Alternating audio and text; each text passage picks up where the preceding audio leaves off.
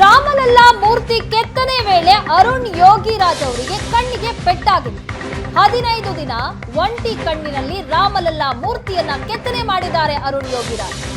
ಮೂರ್ತಿ ಕೆತ್ತನೆ ವೇಳೆಯೇ ಘಟನೆಯನ್ನ ವಿವರಿಸಿದ್ದಾರೆ. ಹಾಗೇನಾಯ್ತು ಅಂತ ಅರುಣ್ ಪತ್ನಿ ವಿಜೇತಾ ಅವರು ವಿವರಿಸಿದ್ದಾರೆ. ಕೃಷ್ಣ ಶಿಲೆ ಗಾಳಿಯಲ್ಲಿ ಬೆರೆತು ಗಟ್ಟಿಯಾಗುತ್ತಾ ಸಾಗಿತ್ತು. ಈ ವೇಳೆ ಕೆತ್ತನೆ ವೇಳೆ ಕಣ್ಣಿನ ಚೂರು ಬಂದು ಹಾರಿತು. ಅರುಣ್ ಕಣ್ಣಿನ ಕಪ್ಪು ಗುಡ್ಡೆಗೆ ಕಲ್ಲಿನ ಚೂರುಗಳು ಸೇರ್ಕೊಂಡಿತ್ತು. ರಾಮ ಮಂದಿರ ಟ್ರಸ್ಟ್ನವರೇ ಅರುಣ್ಗೆ ಚಿಕಿತ್ಸೆಯನ್ನ ಕೊಡಿಸಿದ್ದಾರೆ.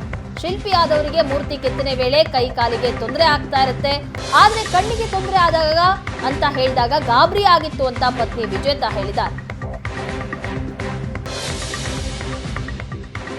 ರಾಮಲಲ್ಲಾ ಮೂರ್ತಿ ಕೆತ್ತನೆಯ ಸಂದರ್ಭದ ಅನುಭವಗಳನ್ನ ತಮ್ಮ ಪತ್ನಿ ವಿಜೇತಾ ಅವರ ಜೊತೆಗೆ ಶಿಲ್ಪಿ ಅರುಣ್ ಯೋಗಿರಾಜ್ ಅವರು ಹಂಚ್ಕೊಂಡಿದ್ದಾರೆ. ಬನ್ನಿ ವಿಜೇತಾ ಅವರ ಜೊತೆಗೆ ಅವ್ರನ್ನ ಮಾತಾಡ್ಸೋಣ. ಮೇಡಮ್, ತಮ್ಮ ಪತಿ ಕೆತ್ತಿರ್ತಕ್ಕಂಥ ಒಂದು ರಾಮಲಲ್ಲಾ ಮೂರ್ತಿ ಏನಿದೆ ಅದು ಇವತ್ತು ಪ್ರತಿಷ್ಠಾಪನೆ ಆಗ್ತಾ ಇದೆ ಅಯೋಧ್ಯೆಯಲ್ಲಿ. ಅದರ ಅನುಭವದ ಬಗ್ಗೆ ತಮ್ಮ ಹತ್ರ ಏನೆಲ್ಲ ವಿಚಾರಗಳು ಹಂಚ್ಕೊಂಡಿದ್ದಾರೆ? ಅದೇ ಟ್ರಸ್ಟ್ ಇಂದ ಅವರಿಗೆ ಒಂದು ಇದು ಕ್ರೈಟೇರಿಯಾ ಇತ್ತು. 51 ಇಂಚಿಂದು ವಿಗ್ರಹ ಆಗಬೇಕು. 5 ವರ್ಷ ಬಾಲಕಂದು ನಗುಮುಖ ಮತ್ತೆ ದೈವಿಕ ಕಳೆ ಇರಬೇಕು ಅಂತ. ಮತ್ತೆ ಅವರಿಗೆ ಆ ಕಲ್ಲು ಶಿಲೆ ನೀಡಲಾಗ್ತದೆ. ಆ ಕಲ್ಲು ತುಂಬಾ ಹಾರ್ಡ್ ಆಗಿತ್ತು. ಯೂಶಲಿ ಅದು ಸಾಫ್ಟ್ ಇರ್ತದೆ ಕೃಷ್ಣ ಶಿಲೆ, ಬಟ್ ಇದರಲ್ಲಿ ಹೊರಗೆ ಜಾಸ್ತಿ ಇರೋದ್ರಿಂದ ಆಕ್ಸಿಡೈಸ್ ಆಗಿ ಸ್ವಲ್ಪ ಹಾರ್ಡ್ ಆಗಿತ್ತು. ಆಗ ಒಂದು ಸಮಯ ಇತ್ತು, ಸಂದರ್ಭ ಇತ್ತು, ಕಣ್ಣು ಕತ್ತುವಾಗ ಕಣ್ಣಿಗೆ ಒಂದು ಕಲ್ಲು ಬಿದ್ದು ಕಪ್ಪು ಗುಡ್ಡೆ ಮೇಲೆ ಬೀಳ್ತದೆ. ಅದು ಆಪರೇಷನ್ ಮಾಡಿಸಿ ಅವ್ರು ಒಂದ್ ಕಣ್ಣು ಮುಚ್ಕೊಂಡು ಕೆಲಸ ಮಾಡಿದ್ದು ಸಂದರ್ಭಗಳಿತ್ತು. ಇಂಥ ಸಂದರ್ಭಗಳನ್ನೆಲ್ಲ ತಮ್ಮ ಹತ್ರ ಹಂಚ್ಕೊಳ್ಬೇಕಾದ್ರೆ ತಮ್ಗೇನ್ ಅನ್ಸುತ್ತೆ?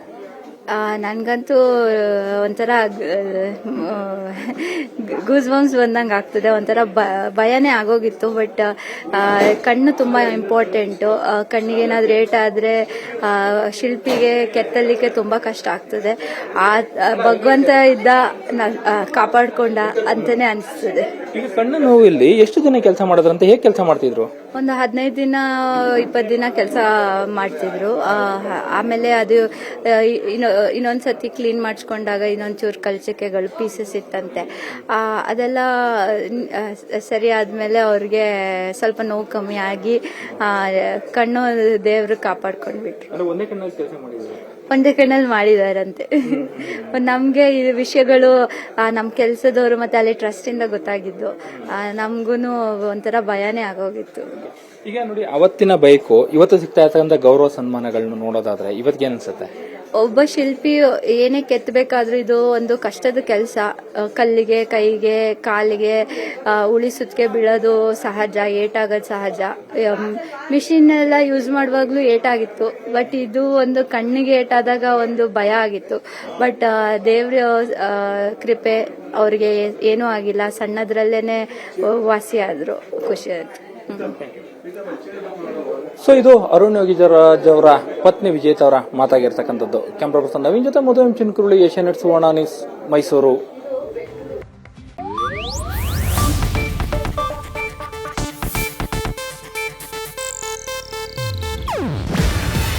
ಇದು ಏಷ್ಯಾನೆಟ್ ನ್ಯೂಸ್ ನೆಟ್ವರ್ಕ್ ಪ್ರಸ್ತುತಿ.